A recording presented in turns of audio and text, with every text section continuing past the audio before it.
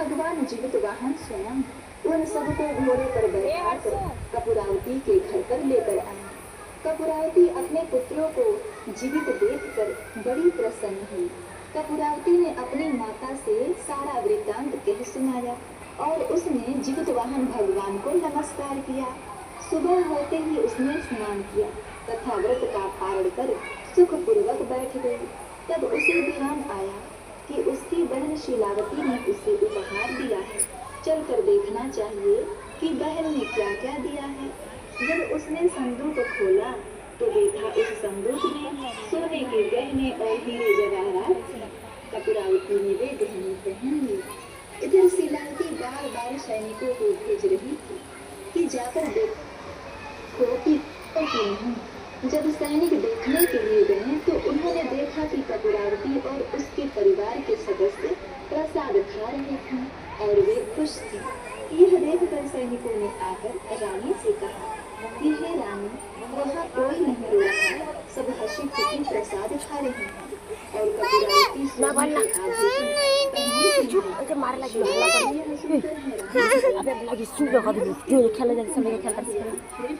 क्यों नहीं रो रही है? रानी ने खुद जाकर देखने का फैसला किया। जब वह वहाँ पहुँची तो उसने देखा कि उसकी छोटी बहन कपूरावती के सातों पुत्र प्रसाद खा रहे थे और कपूरावती हीरे जवाहरात के गहने पहने हुए खड़ी थी। यह देखकर शीलावती चकित हो गई और बोली, अरे बहन, तुम्हारे पास इतना गहना कहाँ से आया? कपूरावती ने कहा, बहन, यह सब तो तुम्ही ने भेजा था, तुम्हारे ही दिए हुए गहने मैंने पहने हैं। यह सब भगवान जीवितवाहन की कृपा है। यह सुनकर शीलावती पश्चाताप से भर गई। हाथ जोड़कर क्षमा मांगते हुए पूछा, हे बहन, कौन सा व्रत करते हैं जिससे तुम्हारे पुत्र जीवित रहते हैं और मेरे पुत्र मर जाते हैं? मैंने तुम्हारे बच्चों को कई बार मारने की कोशिश की, फिर भी वे जीवित हो गए। यह कौन सा व्रत है, मुझे भी बताओ। कपूरावती ने कहा, बहन, आप अपने जन्म को याद करो। अगले जन्म में एक सियारी और मैं एक चील थी। हम दोनों उस जन्म में कन्या और जीवित पुत्रिका का व्रत किया करते थे।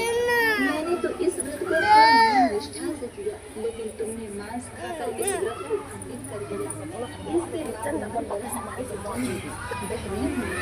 उस व्रत को खंडित करने के श्राप के कारण तुम्हारे बच्चे जब भी जन्म लेते हैं मर जाते हैं, लेकिन जितिया व्रत को नियम निष्ठा से करने के कारण मेरे बच्चे मृत्यु के मुख में जाकर भी